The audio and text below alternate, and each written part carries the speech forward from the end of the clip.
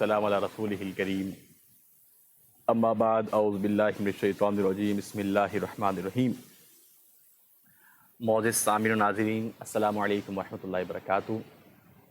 الفام کی جانب سے میں ہوں حافظ ابو الجانا شیخ۔ آج کی گفتگو کا آغاز ہم سورۃ المومن سے کر رہے ہیں۔ یہ سورت بھی مکی سورت ہے۔ اس سورت کے اندر اس مومن شخص کا تذکرہ ہے جس نے دربار فرعون کے اندر کھڑے ہو کر حضرت موسیٰ علیہ الصلاۃ والسلام کی دعوت کی تائید کی اور اس بادشاہ کو، اس سرکش کو اسی کے دربار کے للکارا۔ اچھا جی، اس سورت کی ابتدا قرآن مجید کی حقانیت کہ یہ اللہ رب العالمین کی طرف سے نازل کردہ ہے اور اللہ کی ذات غافر الذنب، اللہ گناہوں کو معاف کرنے والا ہے، وقابل التوب شدید العقاب، اور اللہ رب العالمین توبہ قبول کرنے والا ہے، اور آگے فرمایا ہے کہ عذاب بھی سخت دینے والا ہے، عذاب بھی سخت دینے والا ہے۔ تو یہاں پر کچھ باتیں بیان کی جانی چاہیے کہ اللہ رب العالمین کا عذاب بڑا سخت ہے، تو انسان کو اس سے ڈرتے رہنا چاہیے اور اللہ کے حضور استغفار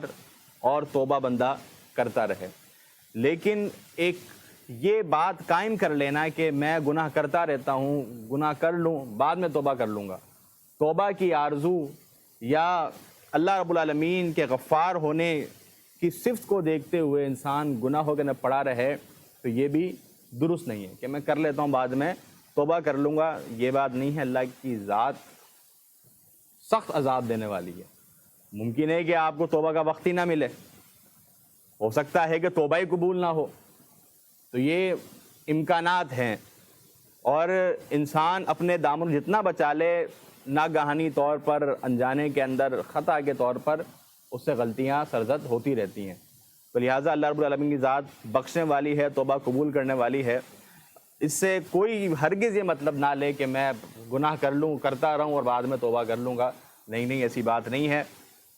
توبہ کا ممکن ہے کہ روح پہلے قبض ہو جائے، اس کو موقع ہی نہ ملے، اور جو بندہ جس حالت کے اندر مرتا ہے اسی کے اندر ہی اٹھایا جاتا ہے۔ کیا خیال ہے اس شخص کا؟ ہم خبریں پڑھتے ہیں کہ بینک لوٹنے گئے، دوران قانونی اداروں نے، پولیس اہلکاروں نے گولی مار دی، وہیں مر گئے۔ تو بینک لوٹتے ہوئے مرے ہیں، تو کیسے وہ کس حال کے اندر، کس انداز کے اندر اللہ کے ہاں اٹھائے جائیں گے؟ کیسے اللہ رب العالمین کی رحمت کے وہ شخص اللہ رب العالمین کی رحمت کا حقدار ہو سکتا ہے جو گناہوں کے اندر پڑا ہوا ہے اور گناہوں کے اندر ہی اس کی موت آنے والی ہے۔ تو چوری کی حالت کے اندر، زنا کی حالت کے اندر، کچھ وقت قبل جب اسلام آباد اور دیگر یہ بالائی علاقوں میں زلزلہ آیا تھا، تو ایک اسلام آباد کی عمارت کے اندر جب ملبہ ہٹایا گیا تو بے شمار برہنہ مرد و زن وہاں موجود تھے۔ تو اجتماعی طور پر یہ برائی کا ارتکاب اور اسی حالت کے اندر موت، اللہ رب العالمین کی ذات ہمیں اس سے محفوظ رکھے۔ تو کبھی بھی توبہ کی آرزو یا توبہ کی امید رکھتے ہوئے گناہ کرنا یہ کسی صورت درست نہیں ہے، ایک مومن کا یہ شیوا نہیں ہے۔ اچھا جی، آگے بیان کیا گیا کہ جو لوگ مومن ہیں، جو ایمان والے ہیں، ان کے لیے اللہ کے فرشتے بھی دعا کرتے ہیں، اللہ کے فرشتے ان کے لیے دعا کرتے ہیں۔ اللہ نے فرمایا جو فرشتے جو اللہ کے عرش کو اٹھائے ہوئے ہیں وہ اللہ کی تسبیح بیان کرتے ہیں، اور ساتھ میں ایمان والوں کے لیے اللہ رب العالمین سے بخشش کی دعا کرتے ہیں کہ اللہ جو ایمان والے ہیں ان کے گناہوں کو معاف کر دے، اور اللہ ان کو جنتوں میں داخل کر دے، اور اے اللہ ان کی اصلاح فرما دے، ان کے حالات درست کر دے، ان کے امور بہتر فرما دے۔ اور دعا بھی کتنی جامع کہ آبائہم، کہ ان کے والدین، آبا و اجداد، یہ جو کڑی اوپر جا رہی ہے پوری کی پوری، والدین ہیں، دادا ہیں، اور اس طرف آ جائیں جی نانا ہیں، جتنے بھی ہیں جو کہانی اوپر جا رہی ہے، والدہ ہے، نانا ہے، نانی ہے، یہ جو پوری کہانی، ان سب کے امور درست فرما دے۔ ازواجہم، جو بیویاں ہیں، ان کے حالات، ان کے امور بھی درست فرما دے۔ اور یہی نہیں، وہ ذریاتہم، اولاد ہے، اولاد کی اولاد ہے، جو نیچے آگے ذریت چل رہی ہے، اللہ سب کی اصلاح فرما دے، سب کے احوال درست فرما دے۔ تو ایک اہل ایمان، جب بندہ ایمان پر قائم ہوتا ہے، فرشتے اس کے لیے کتنی بہترین دعا کر رہے ہیں، استغفار کی دعا کر رہے ہیں، اور ساتھ میں اس کے پورے خاندان کے درست حالات کے لیے وہ دعا کر رہے ہیں۔ اور فرمایا کہ جو شخص گناہوں سے بچ گیا وہ بندہ اللہ کے رحم کو، اللہ کی رحمت کو پالے گا۔ اچھا جی، آگے بیان کیا گیا کہ یہ لوگ جو مکاریاں کر رہے ہیں، مکاری ایک ظاہری ہوتی ہے، ایک ظاہری ہوتی ہے، انسان کے عمل سے، انسانی گفتگو سے ظاہر ہو جاتی ہے، اور ایسی مکاری ہوتی ہے کہ آنکھ کے اشاروں سے کسی کو دھوکہ دیا جا رہا ہوتا ہے، یا پھر دل کے اندر کوئی برائی اس کے لیے محسوس کی جا رہی ہوتی ہے، اور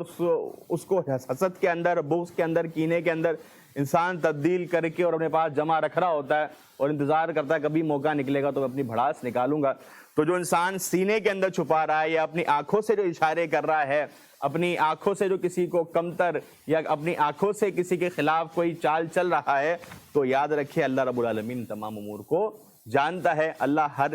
بات سے، ہر ایک چیز سے واقف ہے۔ اچھا جی، آگے جو میں نے بات کی کہ ایک مومن نے جو فرعون کے دربار کے اندر تقریر کی ہے، تو جب حضرت موسیٰ علیہ السلام کے متعلق فرعون نے کہا کہ یہ جادوگر ہے، اور آپ کے متعلق جو طرح طرح کی باتیں کی، تو آل فرعون میں سے ایک شخص جو ایمان لے آیا تھا، لیکن اس نے اپنے ایمان کو ظاہر نہیں کیا تھا، ایمان کو ابھی فرعون کے سامنے ظاہر نہیں کیا تھا،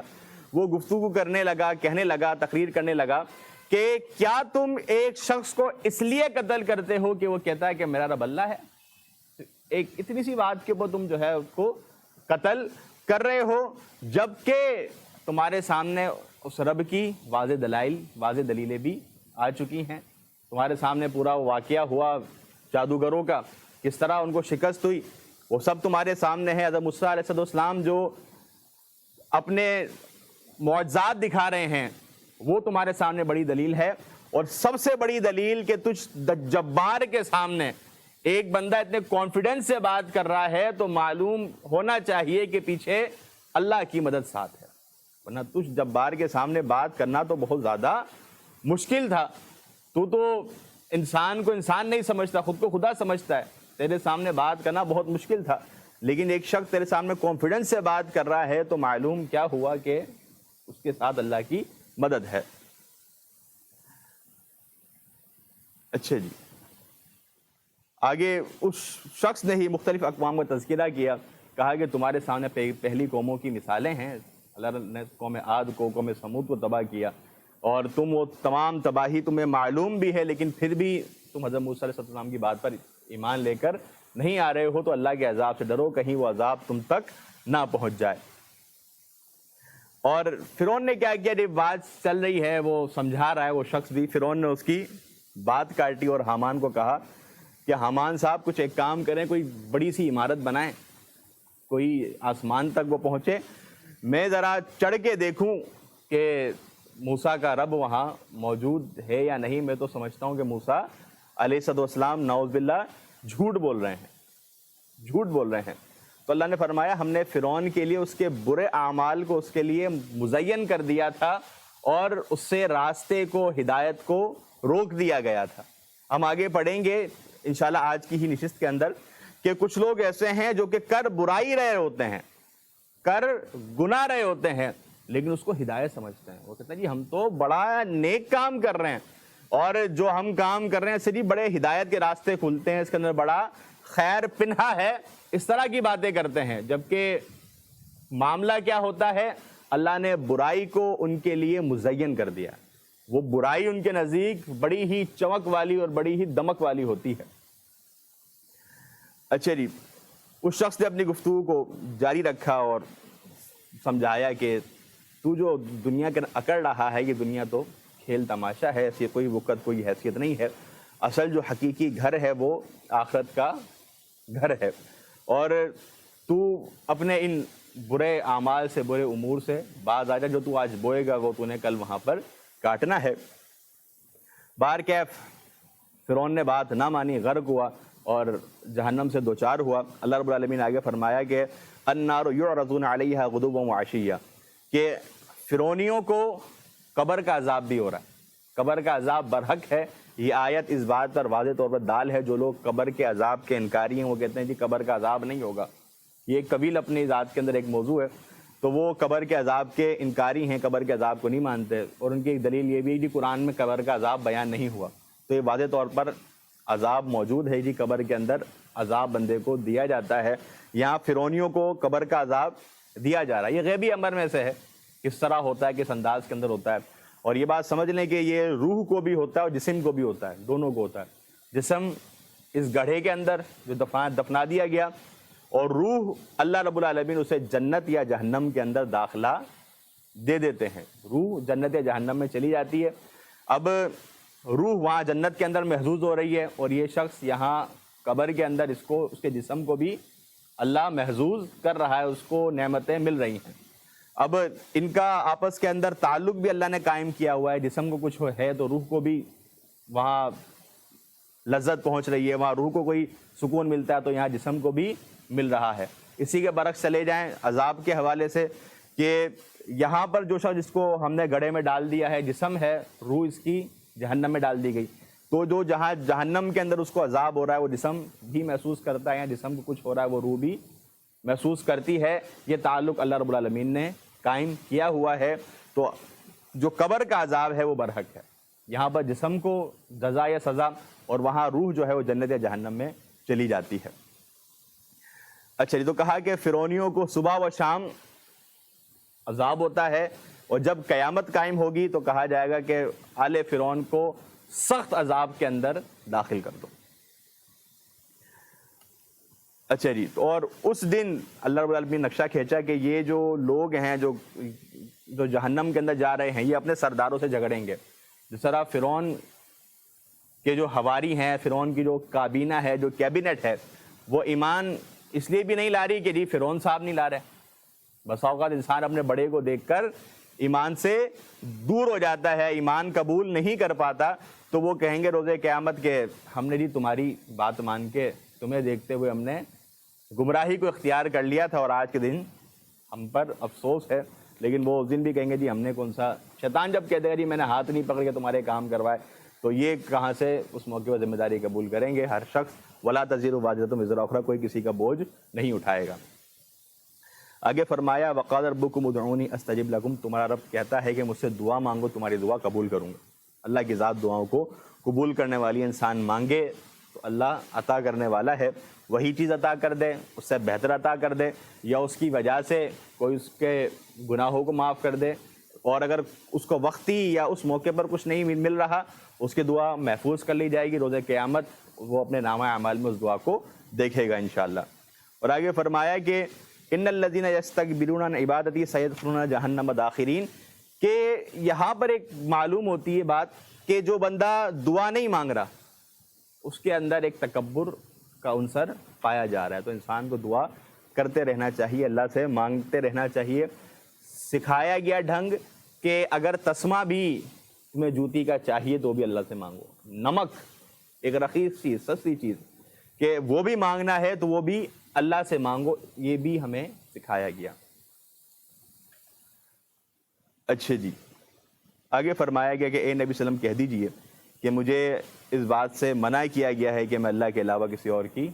عبادت کروں، اور میرے سامنے اللہ رب العالمین کی واضح نشانیاں بھی آ چکی ہیں۔ معراج کا سفر ہے، وہ دیگر امور ہیں کہ آپ نے وہ امور دیکھے، کیا فرماتے ہیں کہ اگر تم دیکھ لو تو تم ہنسنا بھول جاؤ، جہنم کی سیر اور دیگر امور۔ اور فرمایا کہ مجھے حکم دیا گیا ہے کہ میں اپنے رب کا فرما بردار رہوں۔ اچھا جی، اور جو لوگ مذاق اڑا رہے ہیں اور اللہ رب العالمین کی آیت کے متعلق طرح طرح کی باتیں کر رہے ہیں، انبیاء کرام کی ذات کو تسلیم نہیں کر رہے، ان کو جھٹلا رہے ہیں، تو یہ متکبرین، ان کا کوئی اچھا انجام ہونے والا نہیں ہے، یہ لوگ بڑے ہی برے عذاب کے اندر ہوں گے۔ اور جب یہ آخر کے اندر جب روح نکلنے والی ہوگی، جب جسم سے روح اب نکلنے والی ہے، روح قبض ہونے والی ہے، تو جب یہ اس موقع پر حالات و واقعات دیکھیں گے تو ایمان لانے کی کوشش کریں گے۔ فرعون نے بھی کوشش کی، تو اللہ نے فرما دیا کہ اب ایمان لانے کا کوئی فائدہ نہیں ہے۔ عذاب کو دیکھ کر تو انہوں نے اب عذاب کو دیکھ کر ایمان لانا ان کو سوج رہا ہے، اب ان کی توبہ، ان کا ایمان قبول نہیں کیا جائے گا۔ آگے جی سورہ حامیم سجدہ ہے، قرآن مجید کے متعلق کہ اللہ رب العالمین کی طرف سے نازل کیا گیا ہے۔ بارہا اس بات کو بیان کیا گیا تاکہ بات کے نا تاکید ہو جائے، بات بیٹھ جائے ذہن میں کہ اس کا نزول اللہ رب العالمین کی طرف سے ہوا ہے۔ اگر ان آیات کو جو ہر صورت کے شروع کے اندر یہ مضمون بیان ہو رہا ہے، یہ اللہ کی طرف سے نازل کردہ ہے، اللہ کی طرف سے نازل کردہ ہے۔ اگر ہم اس کو دور جدید کے تناظر میں بھی دیکھیں تو آج جس قدر الحاد اور تشکیک بڑھ رہا ہے، اگر الحاد نہیں تو تشکیک، شکوک و شبہات، قرآن کے متعلق شک، اللہ کے اسلام کے بارے میں شک، اللہ کے بارے میں شک، تو جب انسان بارہا پڑھتا ہے تو اس بات کو بتایا جا رہا ہے اور اس بات کو واضح طور پر انسان کے دل کے اندر بٹھایا جا رہا ہے کہ قرآن جو ہے اس کے اندر ذرہ برابری شک نہیں ہے، یہ اللہ کی طرف سے نازل کرتا ہے۔ اچھا، اسی طرح قوم عاد اور قوم سمود کا تذکرہ کہ انہوں نے بھی اعراض کیا، تم بھی اعراض کرو گے، تم بھی عذاب سے دوچار ہوگے۔ آگے بیان کیا گیا کہ روز قیامت تمہارے منہ پر مہر لگا دی جائے گی، تمہارے جسم کے اعضاء بولیں گے، وہ گواہی دیں گے۔ اور آگے کفار کا، مشرکین کا طرز عمل کہ جب قرآن کے متعلق، قرآن سے جب دلیلیں دی جا رہی ہیں تو بجائے اس کے کہ ایمان لیں، قبول کر لیں، لیکن کیا کہتے تھے؟ وقال الذین کفروا لا تسمعوا لہذا القرآن، بھائی اس قرآن کو نہیں سنو، اس قرآن کو نہیں سنو، والغوا فیہ، اور تم کیا کرو اس کے اندر شور ڈال دو، غل ڈال دو، جب پڑھا جائے شور شروع کر دو، جھگڑا شروع کر دو، لعلکم تغلبون، یہی ایک راستہ ہے کہ تم غلبہ پا سکتے ہو۔ دلائل سے تم عاجز ہو، جواب نہیں دے سکتے، جواب تمہارے پاس کوئی بن نہیں پا رہا ہے، تم اب خاموش ہو چکے ہو، اب لہٰذا اب کیا کرو؟ جھگڑا کر لو، شور کر لو، اور جتنی تم حفوات بک سکتے ہو اس موقع پر بک لو، یہی ایک ذریعہ ہے کہ تم اپنی جان چھڑا لو گے، وگرنہ نہ تم اس باتوں کا جواب دے سکتے ہو، نہ ہی تم اس قرآن کے متعلق کوئی بات یا اس کی مثال تم کچھ پیش کر سکتے ہو۔ آگے فرمایا گیا کہ جو لوگ اللہ پر ایمان لاتے ہیں، اللہ رب العالمین کی ذات کو اپنا رب تسلیم کرتے ہیں، پھر دین پر قائم ہو جاتے ہیں، استقامت ضروری ہے، استقامت ضروری ہے۔ رمضان کے مہینے کے اندر ہم بہت سارے اعمال کرتے ہیں لیکن وہ صرف ایک مہینے تک محدود ہوتے ہیں، یہ طرز نہیں ہونا چاہیے، بلکہ عمل کے اندر استقامت ہو۔ کہا کہ جو لوگ استقامت اختیار کرتے ہیں اس پر اللہ کی طرف سے رحمت کے فرشتے نازل ہوتے ہیں، اور نہ ان پر کوئی خوف ہوگا، نہ وہ کبھی غمزدہ ہوں گے، اور ایسے لوگوں کو جنت کی خوشخبری ہے۔ اور اللہ نے فرمایا کہ ہم ایسے لوگوں کے دنیا کے اندر اور آخرت کے اندر ولی ہیں،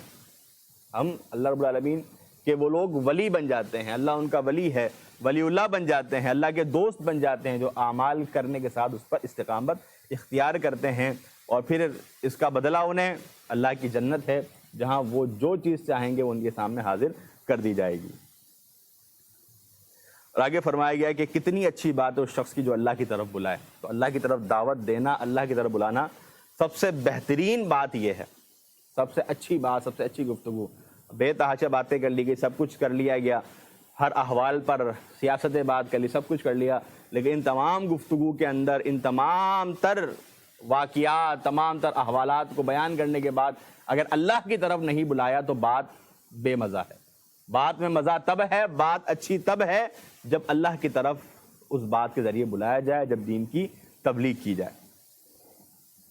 آگے قرآن کی حفاظت کے متعلق بات ہوئی کہ قرآن لا یأتیہ الباطل من بین یدیہ ولا من خلفہ، کہ قرآن کے نہ آگے سے نہ پیچھے سے کسی بھی جانب سے باطل نہیں آ سکتا، یہ اللہ کی طرف سے نازل کردہ ہے۔ آپ دیکھ لیں الحمدللہ قرآن مجید کا مطالعہ کر لیں، دیگر کتابوں کا مطالعہ کر لیں کہ انہوں نے خود لکھا ہے اپنی کتابوں کے متعلق۔ میں ابھی کچھ وقت قبل، کیونکہ میں تحقیق چل رہی ہے، تو جو تورات ہے اس کے اوپر خود انہوں نے نوٹ لگایا ہوا ہے تورات کی تفسیر کے اندر کہ یہ حضرت موسیٰ علیہ السلام کے بہت بعد لکھی گئی اور ہمیں اس کے رائٹر کا پتہ ہی نہیں ہے، ہمیں اس کے لکھنے والے کا پتہ ہی نہیں ہے لکھی کس نے اور کب لکھی ہے، یہ حضرت موسیٰ علیہ السلام کے بہت عرصے کے بعد لکھی گئی، تو کچھ بھی ان کو اس بارے میں علم نہیں ہے۔ اور اللہ رب العالمین کے قرآن کا اعجاز ہے کہ اس کی مکمل ہسٹری محفوظ ہے، اس کا ایک ایک لفظ موجود ہے، اور سب سے اہم چیز کہ اس کا ایکچول ٹیکسٹ ہر ایک کی دسترس کے اندر ہے، اس کا ایکچول ٹیکسٹ ہر ایک کی دسترس کے اندر موجود ہے۔ آپ بائبل لے لیں، آپ کو اس کا ایکچول ٹیکسٹ نہیں دیا جائے گا، آپ کو اس کا اردو ترجمہ دے دیا جائے گا, انگریزی ترجمہ دے دیا جائے گا یا یونانی ترجمہ دے دیا جائے گا, آپ کو ایکچوئل ٹیکسٹ نہیں ملے گا, صرف ترجمے ملیں گے. پھر ترجمے کا جب موازنہ کرتے ہیں تو ترجمے میں فرق آتا ہے, تو ہم جب پیش کرتے ہیں ان کے سامنے, عیسائیوں کے سامنے, یا یہودی حضرات تو مناظرہ یہاں نہیں کرتے, عیسائیوں کے سامنے پیش کیا جاتا ہے, تو وہ کہتے ہیں جی ہمارے ترجمے کے اندر غلطی ہے. تو ہم کہتے ہیں جی اصل ٹیکسٹ لے آئیں, تو اصل ٹیکسٹ ان کے پاس موجود ہی نہیں ہے. وہ اگر ہے تو کہیں لائبریری کے اندر کہیں دبکا پڑا ہے, اور اس کے متعلق بھی واضح طور پہ حقیقت موجود نہیں کہ وہ بھی صحیح ہے, اس کے اندر بھی کئی خامیاں اور کئی اضافے ان لوگوں نے پیدا کر دیے ہیں. تو قرآن کا اعجاز کہ ایکچوئل ٹیکسٹ ہمارے پاس قرآن کا موجود ہے. آگے فرمایا جو نیک عمل کرے گا اس کے لیے, برائی کرے گا اس کے لیے, تیرا رب جو ہے وہ ظلم نہیں کرنے والا, اللہ کی ذات ظلم نہیں کرے گی. اگر جنت مل رہی ہے, اگر اس کو اچھا بدلہ مل رہا ہے, تو اس نے خیر کے کام کیے, اس نے خیر کے کام کیے. اور اگر اس کو جہنم مل رہی ہے, جہنم میں جا رہا ہے, تو اس نے برائی کی ہے. اللہ کی ذات ظلم کرنے والی نہیں ہے. اچھا جی, یہاں پہ ہمارا 24واں پارہ مکمل.